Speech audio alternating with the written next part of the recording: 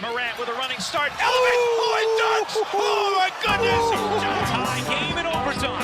Gasol will turn. His heat is gone! Memphis on top. 7-10 remaining. Conley now with three. Count it! A 15-point lead for Memphis. And Blake Griffin gets into it on the floor with Randolph. Hard to tell if there are any punches being thrown under there, but Griffin took acceptance. Adams going long. Morant! He hit it! John Morant! Insanity! You gotta be kidding me. Welcome to Grits and Grinds, a Memphis Grizzlies podcast. My name is Keith Parrish. On today's episode, I'm going to go over the news that dropped late Friday afternoon that GG Jackson broke a bone in his foot and could miss significant time. I'm going to talk about what it means for the Grizzlies rotation, what it means for GG Jackson. Before I do, just a word from Underdog Fantasy. The NFL season starts this Thursday, and Underdog has a great promotional offer for new users. If you sign up using my promo code FBBF, that's FBBF as in Fast Break Breakfast, Underdog will match your opening deposit up to $1,000. That's $1,000 in bonus cash for new users using my promo code FBBF. They will also give new users a free pick. Actually, they're giving everybody a free pick for that game on Thursday with the Chiefs and the Ravens. If Travis Kelce catches one pass, hey, you're a winner. So if you want to play fantasy sports for cash, you want to try out Underdog Fantasy, sign up now, use my promo code FBBF, or click the link in this episode's description. And again, Underdog will match that opening deposit up to $1,000. All right. On Friday afternoon, around 5:30 p.m. Central Time, the Grizzlies, let's say, news dumped a unfortunate bit of information. Now, it wasn't really a news dump, like they were holding this for a long time. GG hurt his foot, according to the release on Thursday. They tell us late Friday afternoon that GG Jackson broke the 5th metatarsal in his foot playing basketball outside of Dallas, Texas. So the imaging says there's a broken bone in his foot, and he's going to have surgery on Wednesday, September 4th. I'm recording this episode on Tuesday, September 3rd. So GG is supposed to have surgery on Wednesday, and then the recovery time has not been provided by the team. They will do so after the surgery at some point, but some medical experts and also some amateur sports people online have pointed to similar injuries in the past in the NBA, and this is typically thought of as a 2 to 3 month to 4 month injury. There's a good bit of variation, but this is a significant injury that I think conservatively is going to keep GG Jackson out into the regular season. The regular season starts less than 2 months from now. So GG Jackson, because of this foot injury, is expected to miss games. That guy, Jeff Stotts, who runs the In Street Clothes website and social media accounts, he says 8 to 11 weeks is very common for recovery time. Also, it is not unusual, according to Jeff Stotts and some other medical guys, that this injury is a 4-month injury. This broken foot or broken bone in his foot could end up keeping GG Jackson out, I think, into January, basically.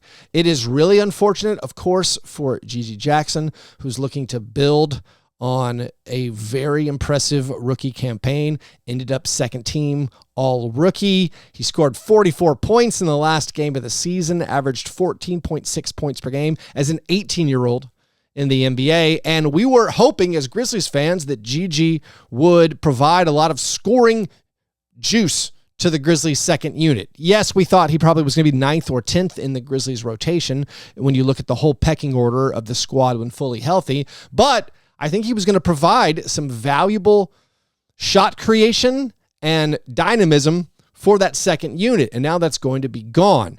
The recovery, let's say if it's on the shorter end, if it's just 2 months, that would still keep Gigi out until early November. That absolute fastest recovery possible means he misses like 5 to 8 games. I don't expect them to do anything like the fastest recovery possible for Gigi Jackson. He is super young.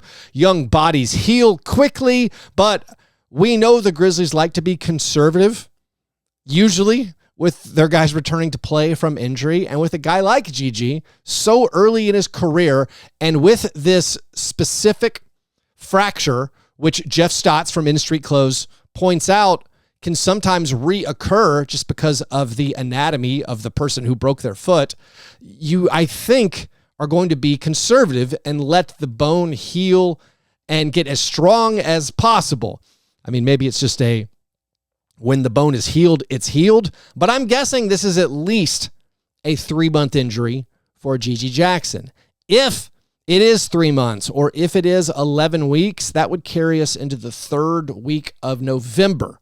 That would mean Gigi would miss something like the first 14 to 15 games of the season. If it's a 4-month recovery time for Gigi, now we're talking about, 25 to 30 games. So, very bad bit of luck for the Grizzlies and for Gigi Jackson. Now, when you look at the whole roster, there are guys who can step up, I think, and there are guys who receive greater opportunities because of this injury. I think the immediate beneficiary of more minutes, when I look at like a potential rotation, it's actually Luke Kennard. I think Luke Kennard's minutes were going to get squeezed a lot. Now I think Luke Kennard maybe plays a few more minutes. As far as guys who maybe weren't going to be in a fully healthy 10-man rotation, this opens up an opportunity for like Jake LaRavia. Maybe John Conchar gets back into the rotation. Maybe even Jalen Wells gets some playing time now that Gigi Jackson is going to be out for probably a significant amount of time. By the way, I want to bring you up to speed on my reaction to this. I talked about this some on Fast Break Breakfast. That episode where Dave DeFore and I previewed the Southwest Division came out yesterday. Check it out. We talked about the Grizzlies a fair amount on that. But the receiving of the Grizzlies medical update email in the middle of August or the end of August, it's absolutely terrifying. I mean, receiving any medical update email from your favorite team is upsetting, but sometimes you're prepared for it. During the season, you might see an injury, and you're like, uh-oh, that looked bad. I'm going to wait and see what the news is. But at least in that situation, you know what we're talking about. You know what the subject of the email is going to be. Receiving this email on Friday late afternoon, I panicked, basically opened up the email thinking, who is it? Oh no, what is it?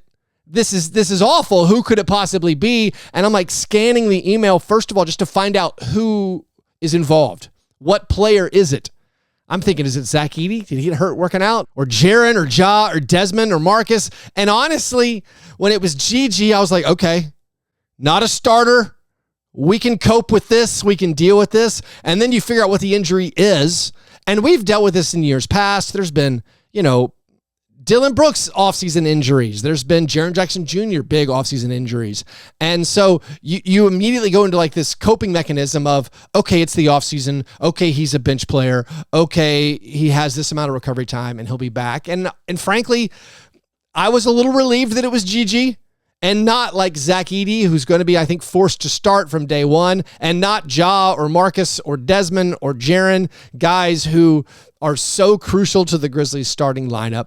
So we got that news and it's like, all right, the panic subsides. But like my heart was racing for a long time afterwards, just with the sheer terror of this could be anything. This could be any player. You get an email and it's like, hey, guess what? One of the players on your favorite team is injured, and injured badly enough they had to send out an email about it in the middle of the offseason. So that was my reaction. I wondered how you guys felt. I think most of the fan base is just like, man, we feel a little bit cursed coming off of last season when the Grizzlies set a record for the most games missed due to injuries. It felt unlucky to have this occur to this team as they look to bounce back this upcoming season. By the way, now that Gigi is out, the Grizzlies are just, they're obviously down another man, but without them carrying a full complement of players on their roster, you get shorthanded pretty fast. Like just with GG Jackson out, no problem. You can definitely create a 9 or 10-man rotation that looks very, very good. The issue becomes if anybody else misses. Like right now, there are a lack of options for guys on this team that have size. GG Jackson is one of the only players on the team who has plus size for his position. I mean, Zach Edey, absolutely enormous, an oversized center. Jaren, great size for power forward. Santi Aldama, great size for a power forward. Everybody else, kind of on the underside for their position. I mean, Jalen Wells, Jake LaRavia, both those guys are about 6'8", but then you're talking about Brandon Clark, roughly 6'7". There's this large collection of guards who are all 6'4", 6'5", and shorter. Like Vince Williams Jr. is 6'4". Kennard and Bain are listed 6'5". Like this is not a very tall team. And when you lose GG Jackson, not only are you losing one of the guys who can create his own jumper, you're losing one of the only guys who has much size. But let's look at what the rotation now I think is going to look like without GG Jackson. Of course, our presumed starters are still Ja Morant, Desmond Bain, Marcus Smart, Jaren Jackson Jr., and Zach Edey. There's a chance Vince Williams Jr. ends up starting. I've maintained for 10 months now, maybe 9 months, that I think Vince Williams Jr. should start over Marcus Smart. Fits better. But let's just say Marcus Smart starts. Then your bench ends up being Luke Kennard, Vince Williams Jr., Santi Aldama, and Brandon Clark. That's your 9-man rotation. I think Gigi was kind of the 10th man. If Gigi doesn't play, then those minutes are going to go to either John Conchar or Jake LaRavia, or maybe another point guard. A reminder, during the one game last season, when Ja Morant, Desmond Bain, Luke Kennard, and Marcus Smart were all healthy, Derrick Rose played. Derrick Rose was in that rotation. So there could be a situation where all point guard minutes go to Ja Morant and Derrick Rose or Scottie Pippen Jr., and then you use Desmond Bain, Marcus Smart, Luke Kennard, and Vince Williams Jr. You use those 4 players to be your shooting guards and small forwards.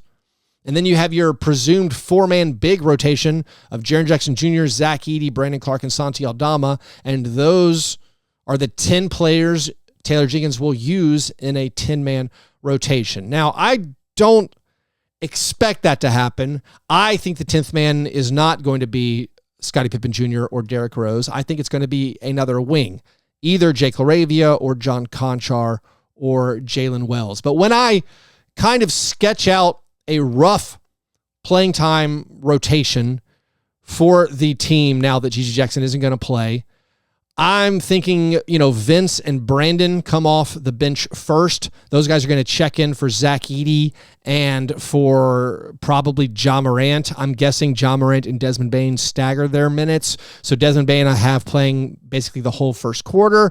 And so then you'd have a Desmond Bain, Marcus Smart, Vince Williams Jr., 1 through 3 with a Brandon Clark, Jaren Jackson Jr. front court. That's a incredible 5-man rotation or 5-man lineup, in my opinion.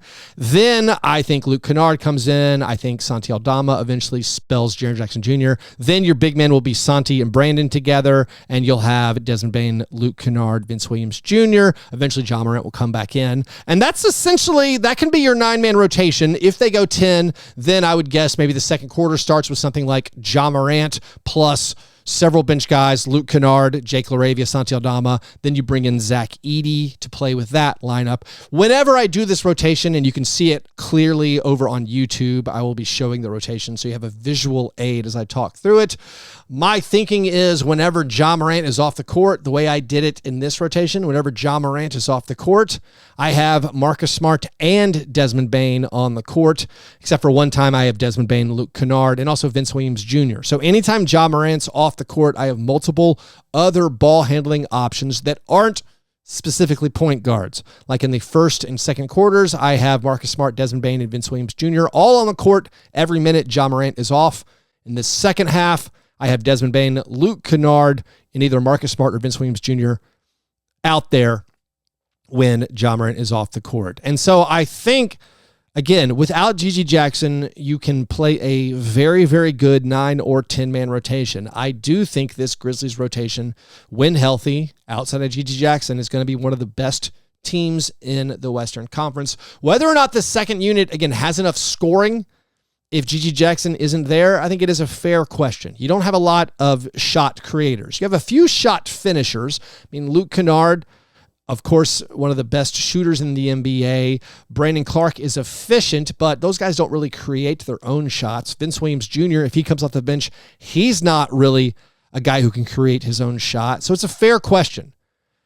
Yes, they're going to stagger probably one of the starters, either Desmond Bane or Ja Morant, to be a ball handler with the second unit. But like if you think about a full 5-man bench unit, if it's Luke Kennard, Vince Williams Jr., Jake LaRavia, Santi Aldama, and Brandon Clark, it's not a lot of offensive creation. I do think they can be good enough at defense that they'll be fine. They can force turnovers. They can play, like a 100, 105 defensive rating or something, and then win their minutes. But the offense is going to be a question there. I mean, maybe they even go deeper. Maybe Cam Spencer gets in. I don't really think so. Jalen Wells, if they provide some kind of scoring pop. But even then, I don't expect either one of those guys to be able to create their own shots this early in their careers. So the 9-man rotation right now, or a 10-man rotation, looks very, very good, even with no GG Jackson. The issue, of course, comes what happens if more guys miss time. And then you start getting a little bit shorthanded, and you also start getting shorthanded with size. I think GG Jackson was probably going to size up and play the 4 sometimes. Any times that Zach Edey is out, or Santi Aldama, or Brandon Clark, or Jaren Jackson Jr., if those guys are out, I think GG was going to play some 4. Now you've lost one of your options. And again, the only guys on the team who are taller than 6'5", Jaren, Zach, Brandon, Santi, and then Jalen Wells and Jake LaRavia. Those are the only healthy players right now over 6'5". It's a rather short team. I also think they're going to trend towards more small ball. I mean, yes, it will be interesting if like Vince Williams Jr. or Marcus Smart play the 4. If you have lineups with Ja, Desmond, Marcus, Vince, and Jaren, that small ball is going to be cool. But I don't know how sustainable it is over long stretches of the game. Or like Ja, Desmond, Luke Kennard, Marcus, 1 through 4, and then Jaren or Zach Edey. Again, those are fun lineups that I think Taylor Jenkins is absolutely going to try. But can they get away with that for 20 games or something in the games GG Jackson misses? Also, by the way, super unlucky that just a few days ago, I was talking about GG Jackson and his all-time rank as far as teenage scorers in NBA history. And I was pointing out, all right, he has 27 games until he turns 20. How high can he rise on the all-time scoring list for teenagers? Can he get to the top 10? Can he get to 8th? Can he catch Devin Booker? I was saying, all right, he's got a ways to go, but if he averages 12 points per game in the first 27 games for the Grizzlies, he can get there. Well, now he might miss the first 27 games. How cruel is that? Feels like I jinxed him a good bit, but it's kind of odd that I was just talking about it, and now that's been taken away. Gigi's going to miss, I think, again, conservatively, I think he's going to miss the first 15 games. He could miss anywhere from like 20 to 30 games. It won't be that surprising. By the way, I should have spelled out when I was talking about the all-time rank of teenagers scoring in the NBA, the most points ever scored by a teenager. Like LeBron has the most, Kobe has the second most, Carmelo has the third most, Kevin Durant has the fourth most. I should have at least alerted you to the fact that Jaren Jackson Jr. has the 19th most points for a teenager in NBA history. And GG right now sitting with the 34th most points in NBA history for a teenager. But a bit of bad luck for the Grizzlies, bad luck for GG Jackson.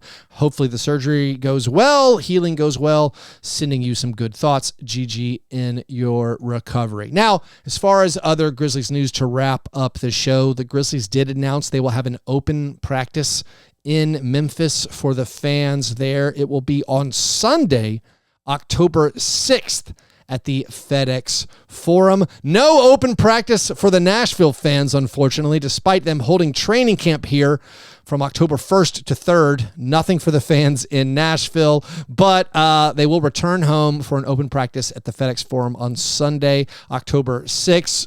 So the schedule goes Media Day in Memphis, September 30th, training camp in Nashville, October 1st through 3rd, then an open practice at FedEx Forum back in Memphis on October 6th.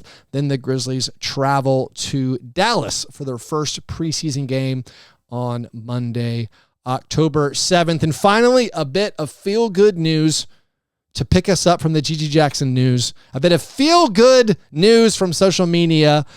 Jaren Jackson Jr. posted on 901 Day. 901 Day is celebrated on September 1st. If you're not up to speed, 901 is the Memphis area code. September 1st is the date, is 901. Anyways, Jaren Jackson Jr. posts on Twitter, been here since I was 18, and then has the M emoji for Memphis. A nice little bit of safe, positive engagement bait from Jaren. But then Ja Morant responded within minutes saying, better not go nowhere neither. I've talked a lot about Jaren Jackson Jr. being an unrestricted free agent in 2026, and there's almost no chance, or there's very low odds of the Grizzlies signing him to an extension before that contract is up. So I've been talking a lot about Jaren. We got 2 more years under contract with Jaren.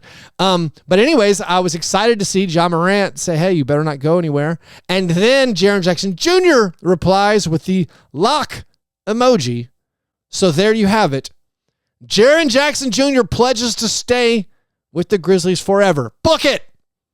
So that's some exciting Grizzlies news right there. Anyways, I think that's enough for today. Just a reminder, if you want to support this program, do so at patreon.com/fastbreakbreakfast. Thank you to Jeff Hochter for signing up over there. Jeff joined, and now he's playing fantasy football with me. He's also in the Grits and Grinds Slack channel. Plus, he and every other patron got access to the bonus episode I released just last week. So if you want all of those benefits, plus you want to support the creation of this program, join over at patreon.com/fastbreakbreakfast. All right. Hope you guys have a great day. I'll talk to you soon.